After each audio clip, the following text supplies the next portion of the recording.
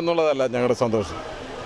ഈ ജയിലിൽ ഞങ്ങൾ കയറുമ്പോൾ ഒരു താല്പര്യം ഉണ്ടായിരുന്നു. ഞങ്ങൾക്ക് പാവപ്പെട്ടവന് ഒരു 5 സെൻറ്റ് സ്ഥലം, അത് ഞങ്ങളുടെ പ്രധാന ഡിമാൻഡായിരുന്നു. 3 വർഷമായി നഗരസഭ ഇതിനു വേണ്ടി സമരം നടത്തുക. ഈ 3 വർഷം സമരം നടത്തിയിട്ടൊന്ന് തിരിഞ്ഞു നോക്കാൻ ആളില്ലാത്ത ഒരു സാഹചര്യത്തിലാണ് ഞങ്ങൾ ഈ ജയിലിലേക്ക് കയറേണ്ടി വന്നത്.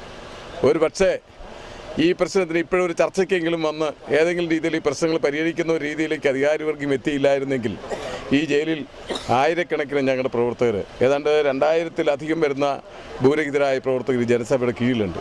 ഞങ്ങൾ ഈ 2000 ചില്ലുവാനും ആളുകളെ കൊണ്ട് ഈ ജയിലും അവസാനം തൃക്കാക്കരയിൽ ഞങ്ങളുടെ സ്ത്രീകളെ, ഞങ്ങളുടെ വനിതാ പ്രവർത്തകരെ അടച്ചിരിക്കുന്ന തൃക്കാക്കരയുള്ള ജയിലിൽ നിറച്ചതിന് ശേഷമേ ഈ സമരത്തിന് ഒരു തീരുമാനത്തിലേക്ക് ഞങ്ങൾ കടക്കുമായിരുന്നു. അങ്ങനെയെങ്കിലും ഒരു തീരുമാനം ഉണ്ടാകട്ടെ എന്ന് വിചാരിച്ചുകൊണ്ടാണ് ഞങ്ങൾ ഈ സമരം. എനിക്ക് തോന്നുന്നത് അതിൻ്റെ അധികാരി വർഗ്ഗങ്ങൾ വളരെ മോശം, പാവപ്പെട്ടവൻ്റെ ഒരു സമരത്തിന് നേരെ കണ്ണടച്ചതിൻ്റെ ഭാഗമായിട്ടാണ് ഇത്ര ദയനീയമായി ഞങ്ങൾ ഈ ജയിൽവാസം അനുഭവിക്കേണ്ടി വന്നത്. ഒരിക്കൽ പോലും ജയിലിൽ കയറാത്ത ആളുകളാണ് ഇതിനകത്ത്. പലരും ആദ്യമായി കുടുംബത്തിൽ ഒരു നേരത്തെ ആഹാരത്തിന് നിവൃത്തിയില്ലാതെ കൂലിപ്പണിക്ക് പോകുന്നു, ഓട്ടോറിക്ഷ ഓടിച്ചുകൊണ്ടിരുന്നവർ, അതോടൊപ്പം തന്നെ മറ്റ് പല രീതിയിലുള്ള തൊഴിൽ ശാലകളിൽ ആപ്പ് ഓടിച്ചുകൊണ്ടിരുന്നവർ, അതെല്ലാം പൂട്ടി വീട്ടിൽ കയറ്റിയിട്ടിട്ട് കുടുംബം പട്ടിണിയായി. ഒന്നിൽ ഭാര്യ ഇതിനകത്ത് കയറിയിട്ടുള്ള എൻ്റെ ഭർത്താവ് ഇവിടെ വന്നിട്ടുണ്ട്, ഭർത്താവ് കയറിയതിൽ ഭാര്യ ഇവിടെ വന്നിട്ടുണ്ട്. അപ്പോൾ ഇത്രയും വളരെ ദയനീയമായി ഈ ഒരു സമരത്തെ അധികാരികൾ കണ്ണടച്ച്, അത് രണ്ട് കൂട്ടരും ഇടതുപക്ഷമാവട്ടെ വലതുപക്ഷമാവട്ടെ, ഒരു പാവപ്പെട്ടവൻ്റെ സമരത്തോട് കാണിക്കേണ്ട മര്യാദ ഒരു കാരണവശാലും ഈ സർക്കാർ കാണിച്ചില്ല എന്നുള്ള വേദന ഞങ്ങൾക്കുണ്ട്.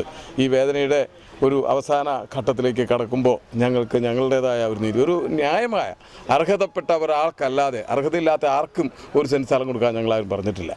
അപ്പോൾ അതുകൊണ്ട് ആ ഒരു സാഹചര്യത്തിൽ MLAയും അതോട് ഉത്തരവാദിത്തപ്പെട്ട ഞങ്ങളുടെ PC തോമസ്, മുൻ കേന്ദ്ര നിയമ വകുപ്പ് മന്ത്രി, അദ്ദേഹം തുടങ്ങി വെച്ച സമരമാണിത്.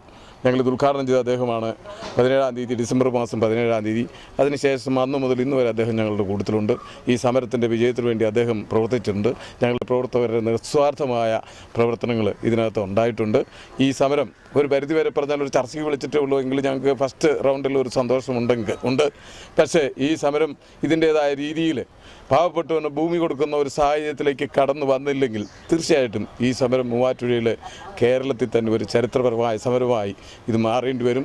അത് മാറാതിരിക്കാൻ ബഹുമാനപ്പെട്ട അധികാരികളും സാമ്പത്തികമായും സാമൂഹ്യമായും ഒക്കെ വലിയ നിലയിലുണ്ടെന്ന് പറയുന്ന കുറേ ആളുകൾ ഈ പാവപ്പെട്ടവരുടെ കണ്ണീർ കാണാൻ വേണ്ടിയുള്ള സാഹചര്യം ഉണ്ടാക്കണം എന്ന് മാത്രമാണ് ഞങ്ങൾക്ക്.